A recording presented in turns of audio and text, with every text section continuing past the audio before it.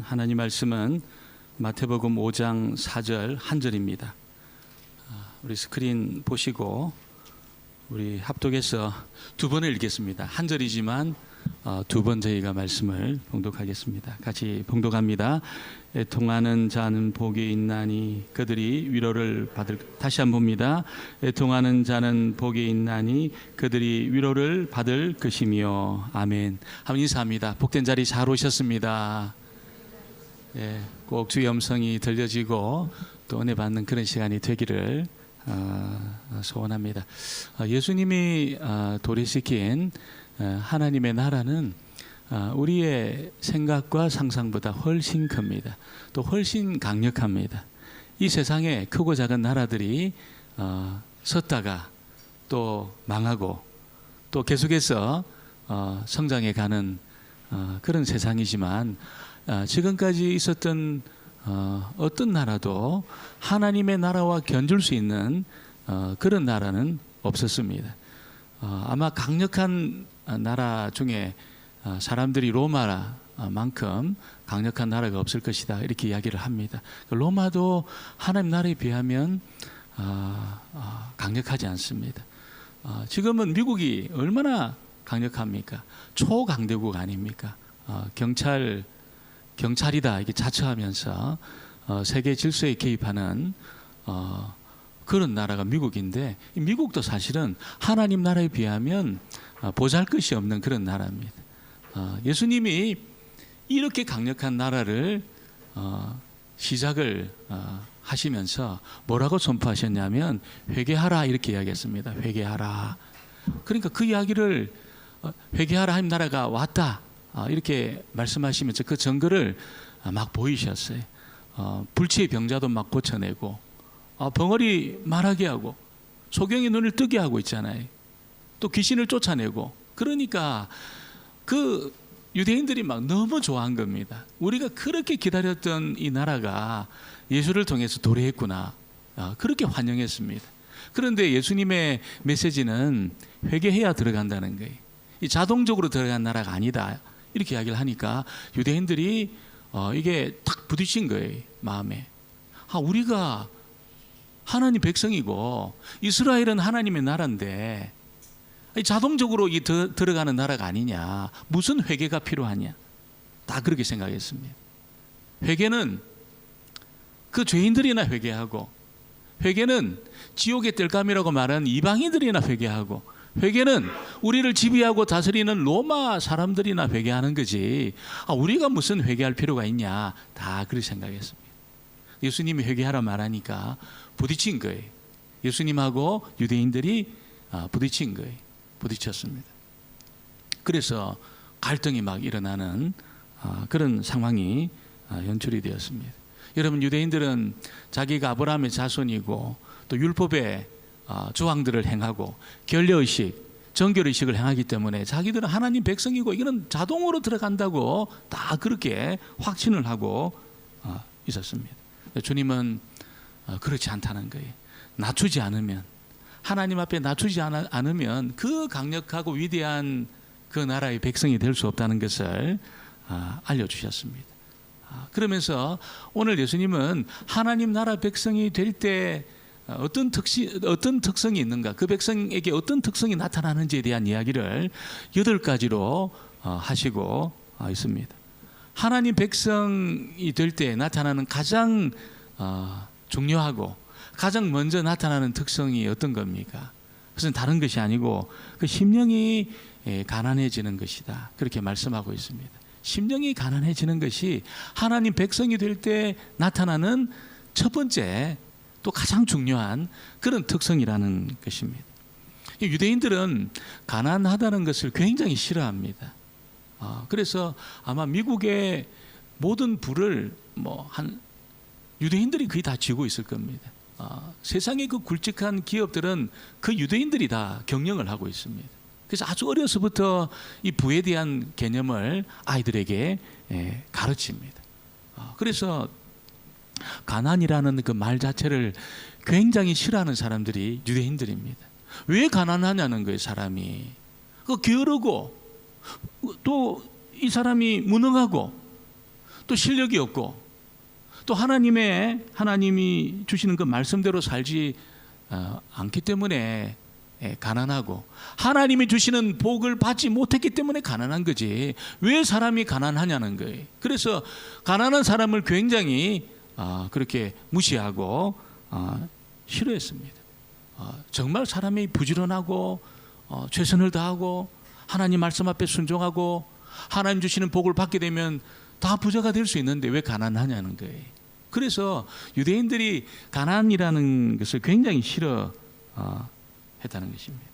이렇게 생각하는 유대인들에게 예수님이 하나님 백성으로서 가장 먼저 나타나야 되는 그 특성, 하나님 백성이 가져야 될 가장 중요한 그 특성이 심령이 가난하다 이렇게 말씀하니까 받아들이기가 굉장히 힘든 겁니다.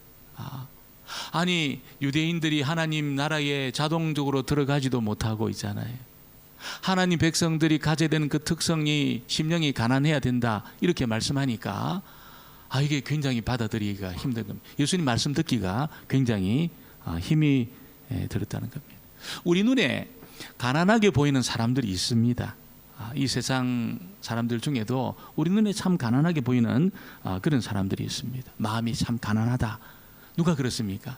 마음이 너무너무 약해서 다른 사람을 의존해야 되는 다른 사람들의 이야기를 듣고 어떤 일을 결정하는 그런 사람들, 나약한 사람들, 그 마음이 가난해 보이는 그런 사람들로 우리에게 보입니다.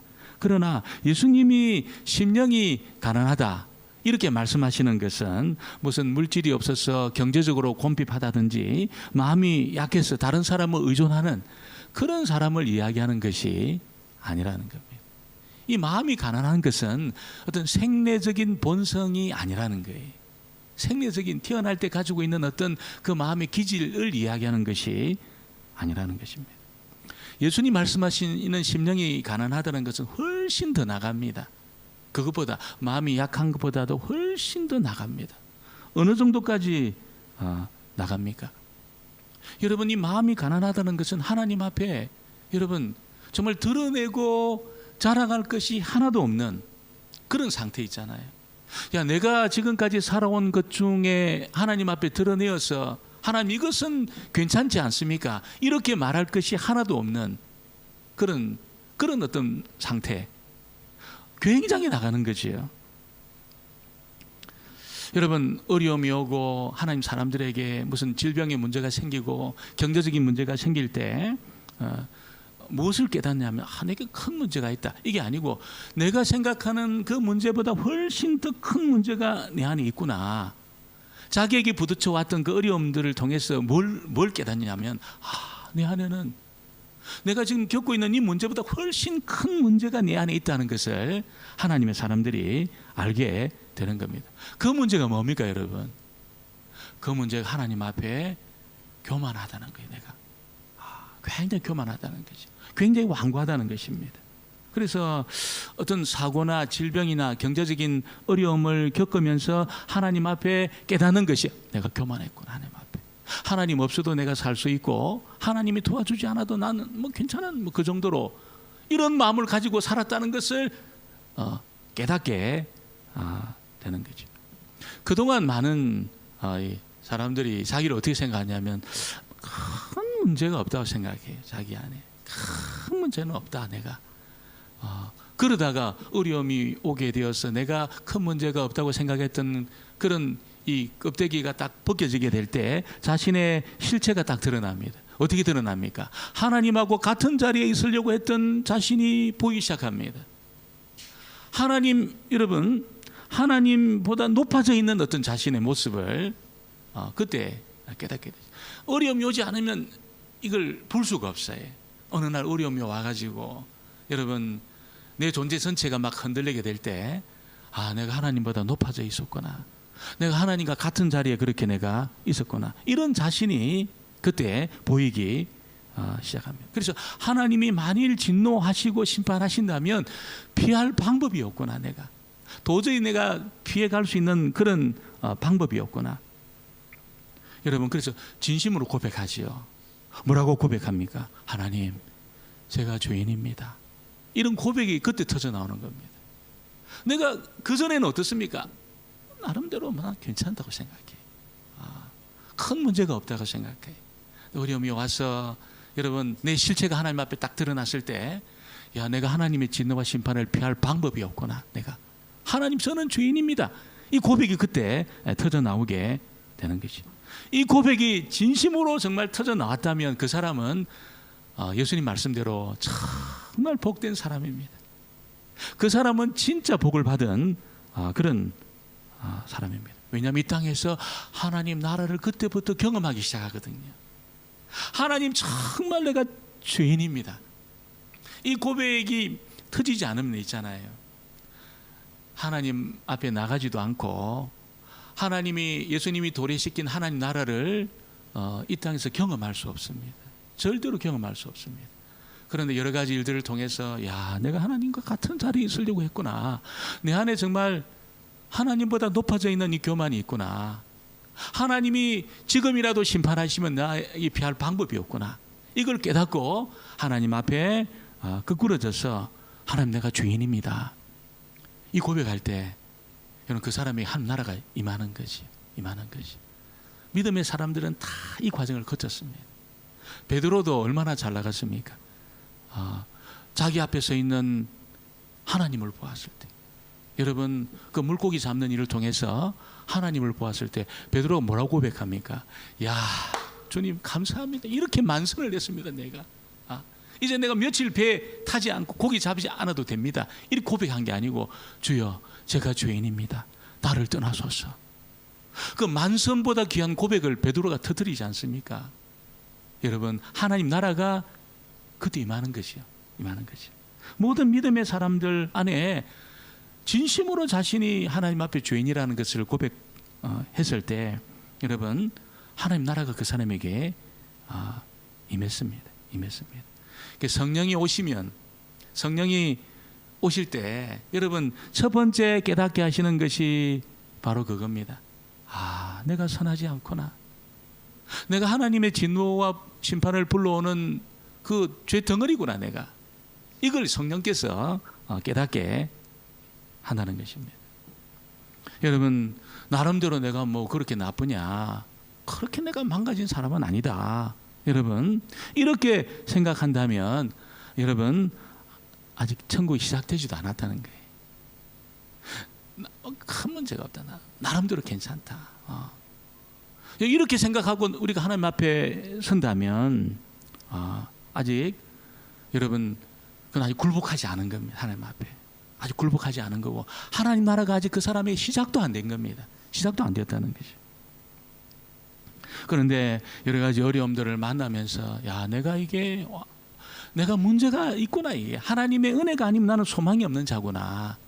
이걸 깨닫고 여러분 하나님 앞에 굴복할 때 그는 진짜 복이 있는 사람이고, 그는 진짜 하나님의 나라가 그 사람에게 시작이 된 겁니다. 그 사람을 향해서 예수님이 뭐라고? 심령이 가난하다는 거예요. 심령이 가난하다. 오늘 여러분, 이 천국은 하나님 나라 백성의 시작은 여기서부터 시작되는 겁니다. 난 하나님의 은혜가 아니면 소망이 없는 자고, 정말 하나님의 진노와 심판을 불러올 수밖에 없는 그런 내가 죄 덩어리구나, 내가.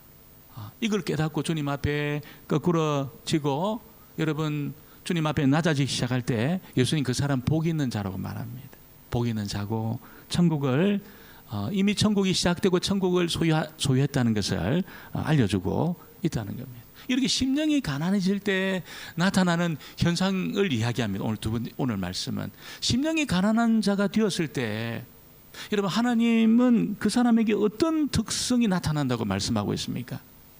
오늘 읽은 말씀입니다. 5절을 다시 한번 보겠습니다. 5절 말씀을 같이 봅니다.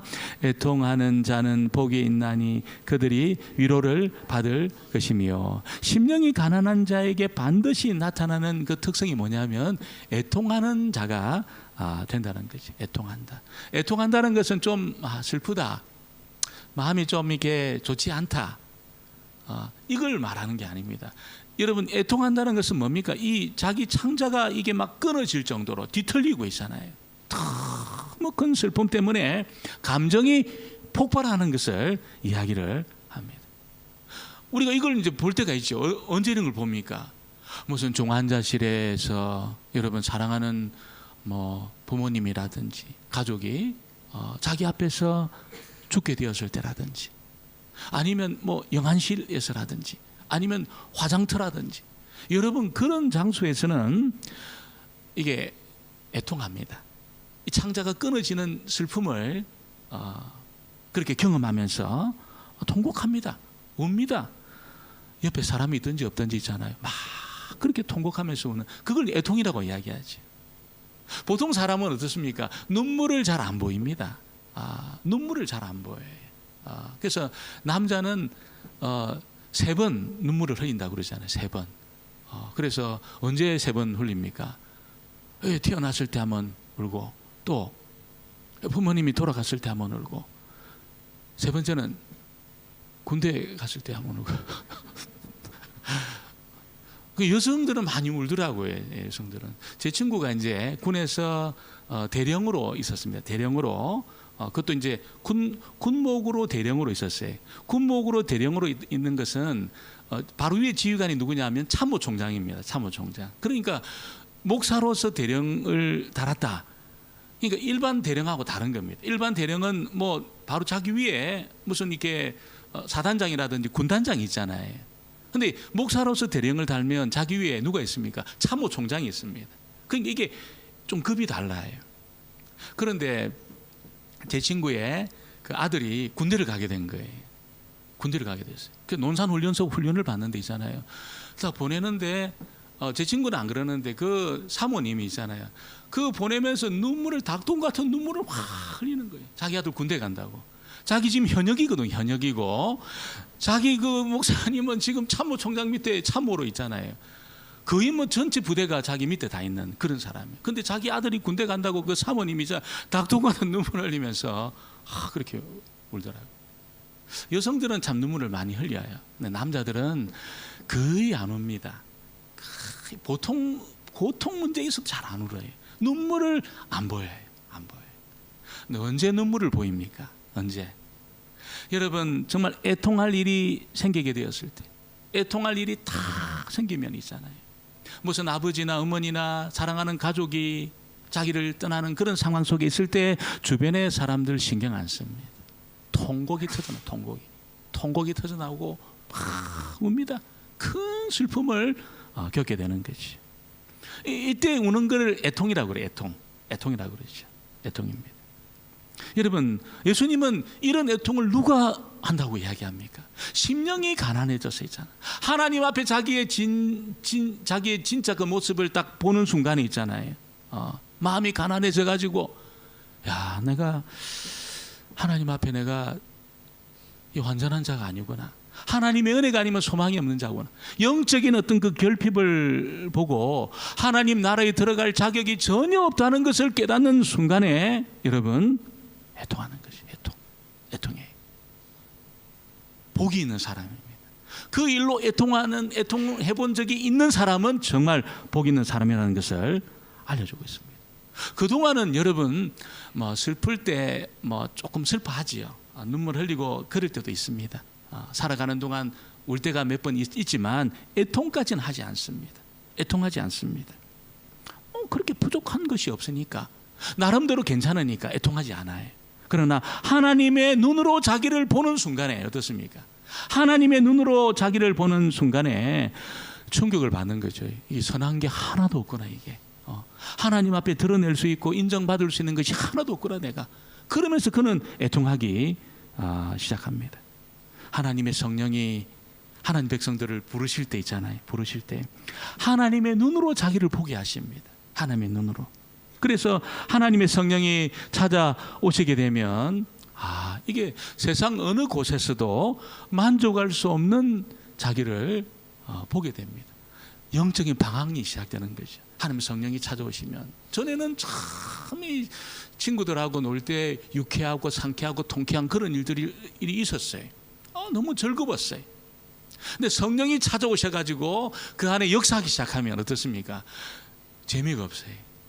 세상에 그 재미있던 일들이 전혀 재미있지 않습니다. 만족할 수 없습니다. 세상 어떤 곳에서도 만족할 수 없는 자신을 보게 되는 것이죠. 자기 안에는 전에 생각했던 것 이상으로 엄청난 공간이 있다는 것을 알게 됩니다.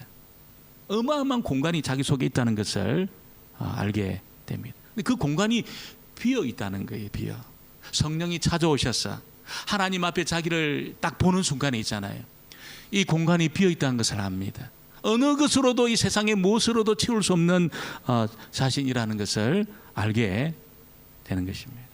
이렇게 자신의 부족을 발견하는 것이 심령이 가난해지는 것이고 있잖아요. 심령이 가난해질 때 애통이 나오는 것이 애통이. 통곡이 나오는 것이. 자기 앞에 통곡이 나오고 애통이 나오기 시작합니다. 하나님을 모를 때는 세상 사람들의 기준, 세상의 기준으로 자기를 봐요. 다른 사람하고 비교해서 자기를 평가하기 시작합니다. 평가합니다. 그럴 때는 어떻습니까? 큰 문제가 없습니다. 자기가 괜찮아요. 나름대로 괜찮아요. 어느 날 성령께서 오셔서 믿음의 눈을 탁 뜨게 하시고 영안을 탁 그렇게 열어주실 때 하나님의 눈으로 자기를 보게 되는 것이요. 이게 소망이 없어요. 하나님의 진노와 심판을 불러오는 것입니다.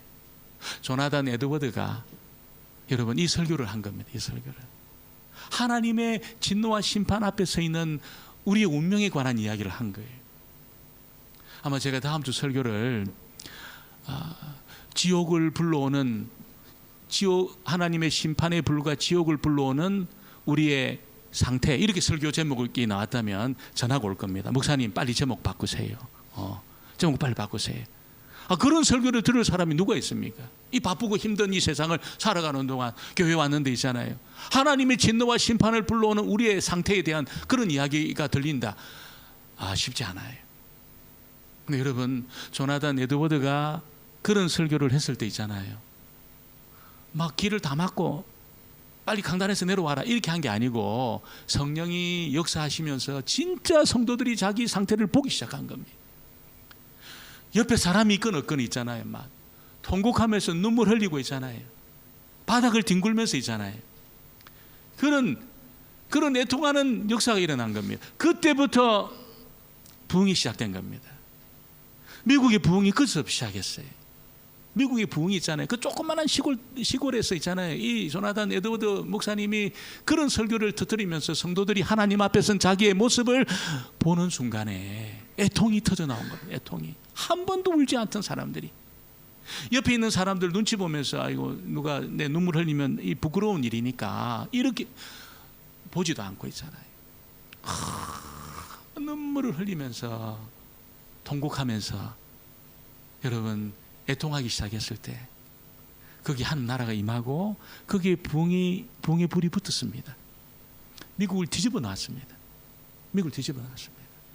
오늘 이 아침에 여러분 하나님의 성령께서 저와 여러분의 영안을 열어주셔서 우리의 현재 상태를 보게 하시고 하나님 앞에 우리가 얼마나 가난한 자인지 그것 때문에 애통할 수 있는 그런 저와 여러분 되어지기를 주의 이름으로 축원합니다. 축원합니다.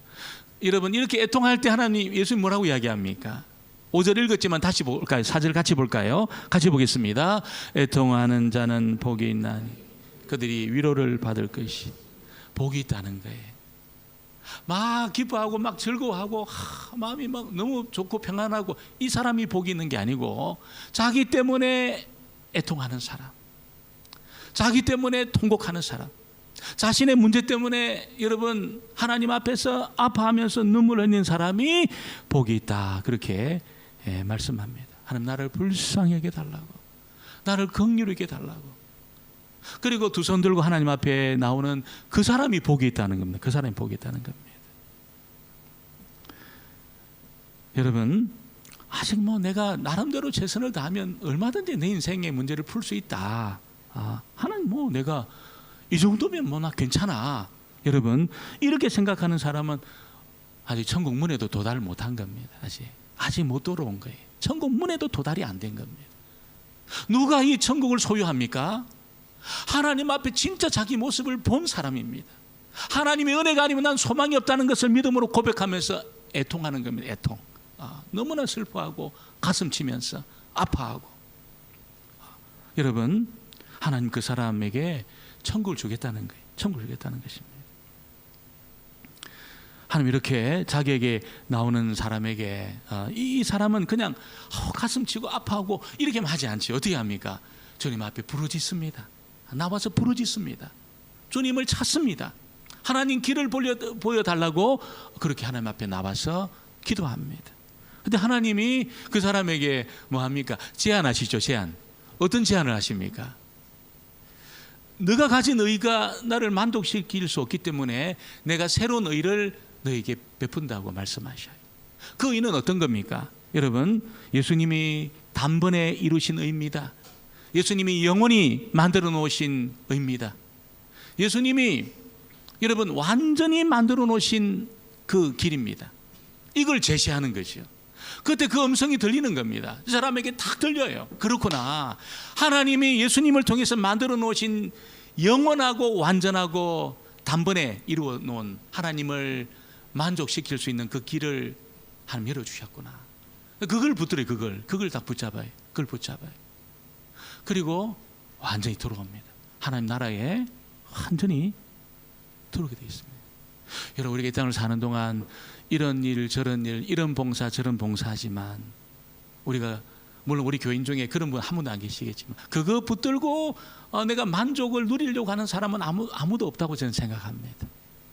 정말 저와 여러분은 하나님이 이뤄놓으신 그 영원하고 완전하고 단번에 이뤄놓으신 하나님을 만족시킬 수 있는 그 길, 그리스도의 십자가를 붙드는 그 길, 그 길 위에 우리가 서 있다고 생각하고 있습니다.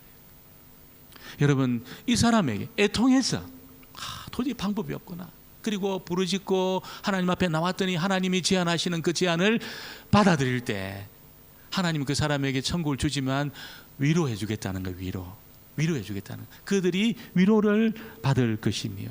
왜 복이 있습니까? 이 사람, 애통하는 사람이 왜 복이 있습니까? 하나님이 위로해 주시기 때문에 복이 있는 것입니다. 하나님이 어떻게 위로하실까요? 하나님이 내신 제안을 붙들고 영원히 단번에 완전히 이루신 하나님의 그 공의, 그 십자가의 공로를 붙들고 나오는 그 사람에게 어떻게 위로하십니까? 의롭다고 선언해 주시면서 위로하십니다.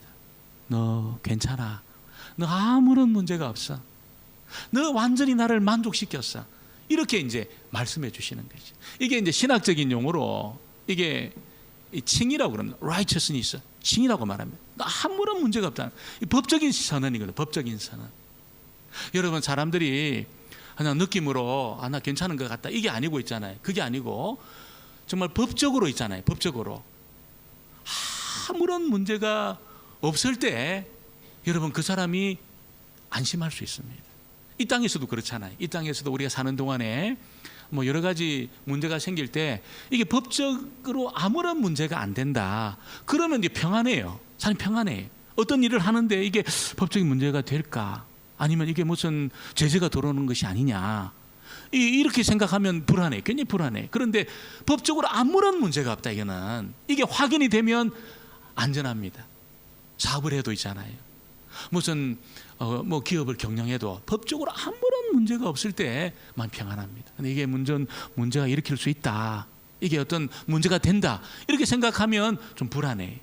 하나님 앞에 있잖아요. 우리가 하나님의 제안을 딱 받아들이는 순간에 하나님 뭐라고 이야기합니까? 너 법적으로 아무런 문제가 없다. 이렇게 선언해 주신다는 거예요. 누구에게?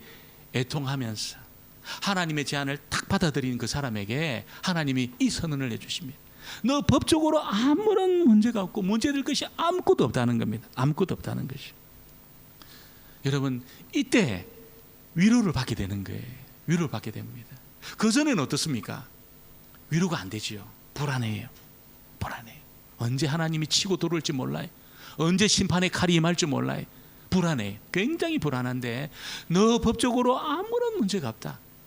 그때 이제 평안을 누리게 됩니다. 애통하면서 하나님의 제안을 받아들이는 그때 경험하는 겁니다. 우리가 잘 아는 루터가 얼마나 영적으로 범민합니까? 그가 천재 중에 천재거든요. 천재 중에 천재. 잠을 못 자요. 잠을 못 자요. 자신을 용서할 수 없었어요. 왜 그렇습니까? 마귀가 고소하는 게 맞거든요. 이게 마귀의 정죄가 맞거든요. 이게 틀린 게 아니거든요. 용서가 안 되는, 자기가 용서가 안 되는 겁니다. 잠을 못 자는 거예요. 용서가 안 되고 잠을 못 자고 그는 괴로워했습니다. 괴로워했습니다. 어떤 일을 해도 정말 그 베드로 성당을 무릎으로 기어가면서 막 피가 철철 흘러도 이게 위로가 안 됐어요. 위로가 전혀 안 됐어요. 그런데 로마서 말씀을 보는 순간에 그 애통하는 이 루터가 하나님의 제안을 딱 받아들였습니다. 그때 여러분 하나님이 위로해 주셨어요. 뭐라고 위로해 주셨습니까? 어렵다는 거예요. 너 법적으로 아무런 문제가 없다는 거예요. 여러분 이 위로 때문에 루터가 춤을 춥니다. 막 기뻐가지고 춤을 춥니다. 자기 인생 전부를 이 말씀을 여러분 번역해내고 해석하고 선포하는 일에 자기 인생을 다 던집니다. 이 은혜와 기쁨을 주신 하나님 앞에 자기 인생을 전부 던져버려요. 여러분 바울도 마찬가지죠. 사도 바울도 얼마나 이 사람이 대단한 사람입니까? 자신감으로 충만해 있던 사람 아닙니까? 거기 자기 공의를 덧입기 위해서 예수 믿는 예수쟁이들 잡아가지고 가두고 말 안 들으면 죽이려고 달려가다가 주님 만났어요. 그 목표 지향적인 삶을 살던 이 바울이 완전히 꺾였습니다. 자기 의가 하나님 앞에 하나도 자랑거리가 안 되고 하나님을 만족시킬 수 없다는 것을 깨달아요. 그리고 하나님이 내신 그 십자가 의를 딱 붙듭니다. 애통하면서 자기 삶이 도저히 하나님 만족시킬 수 없다는 사실 앞에 애통하면서 십자가를 붙들어요.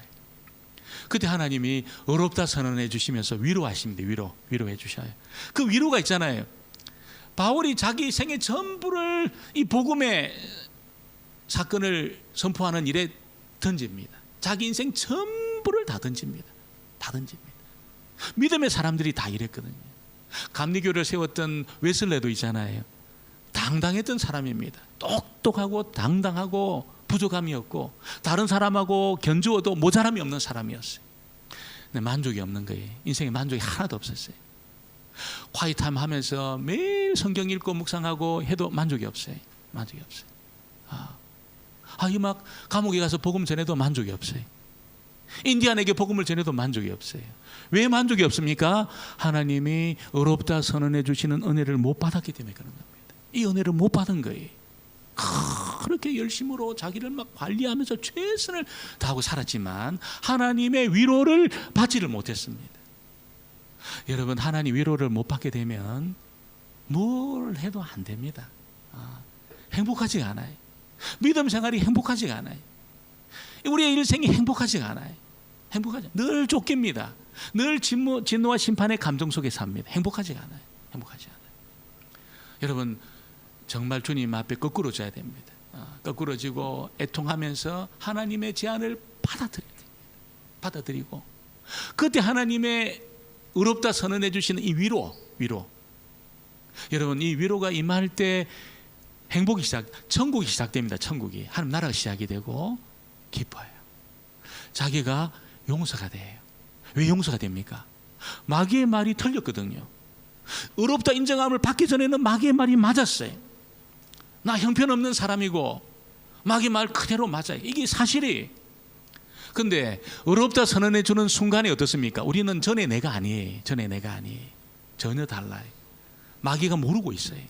아무런 문제가 없다는, 내가 없는 자가 되었다는 것을 여러분 마귀가 몰라요. 그러니까 자기를 용서합니다. 자기를 인정해 줘요. 이 마귀 틀렸거든요. 의롭다 인정을 받기 전에는 어떻습니까? 마귀 말이 맞으니까 이게 여러분 빼도 박도 못하는 겁니다. 빼도 박도. 기쁨이 하나도 없고 자기 사랑 안 합니다. 자기 정죄합니다. 자기 미워합니다. 자기 싫어요. 근데 의롭다 선언함을 받고 나서는 어떻습니까? 이게 다 용서가 되고 자기가 화해합니다. 인정해 줘요. 그때 여러분 그때 위로가 임하고 평안이 임합니다. 얼마나 큰 기쁨이 임하는지 몰라요. 하나님 나라가 시작이 되는 거죠. 하나님 나라가.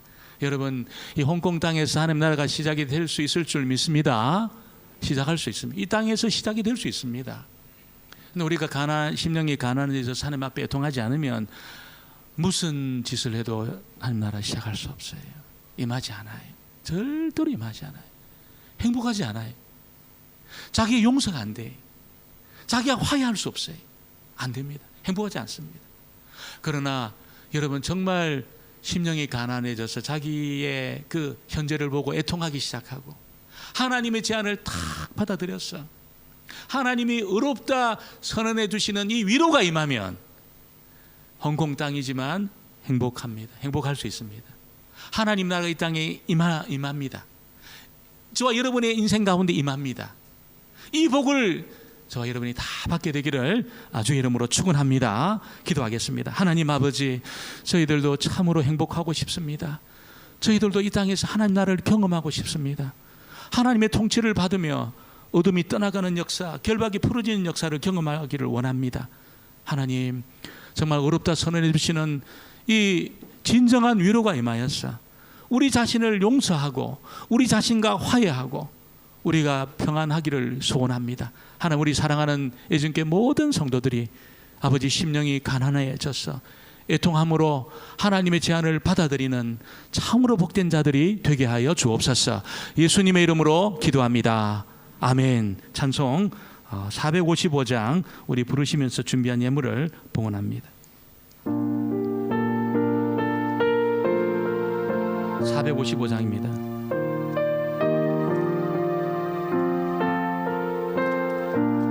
주님의 마음을 본받는 자, 그 마음에 평강이 찾아오. 험악한 세상을 이길 힘 하늘로부터 임함이로다. 아버지, 주님의 마음 본받아 살면서 그 거룩한 나도 이루리. 아멘. 주 모습 내 눈에 안 보이며 그 음성 내 귀에 안 들려도 내 영혼 날마다 주를 만나 신령한 말씀 배우도다. 주님의 마음 본받아 살면서 그 거룩한 나도 이루리. 가는 길 거칠고 험하여도 내 맘에 불평이 없어지는 십자가 고난을 이겨내신 주님의 맘 본받음이라. 주님의 마음 본받아 살면서 그 거룩한 나도 이루리. 주 예수 세상에 다시 오실 그날엔 무성도 변화하여 주님의 빛나는 그 형상을 다 함께 보며 주 찬양하리. 아멘. 주님의 마음 본받아 살면서 그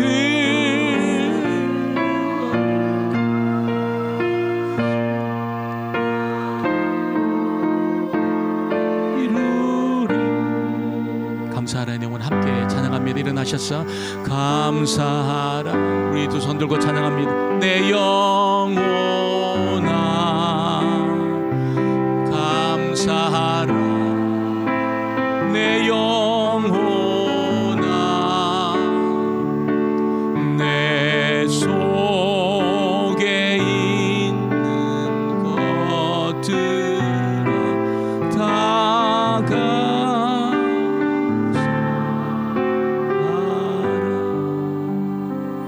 하나님 감사합니다.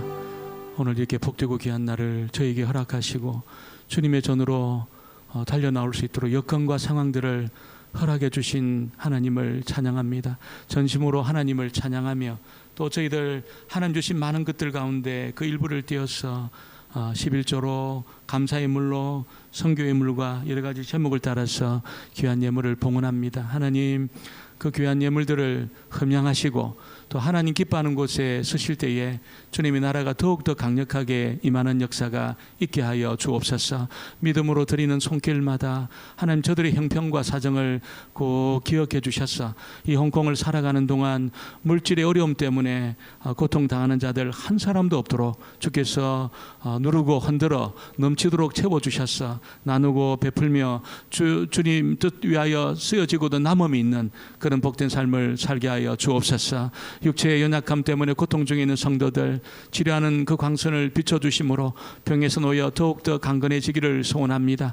앞길이 열려지기를 소망하며 기도하는 심령들마다 하나님이 바다 밑에도 가지신 그 길을 주님 사랑하는 주의 성도들의 가정마다 믿음의 기업마다 주님 펼쳐 보이셔서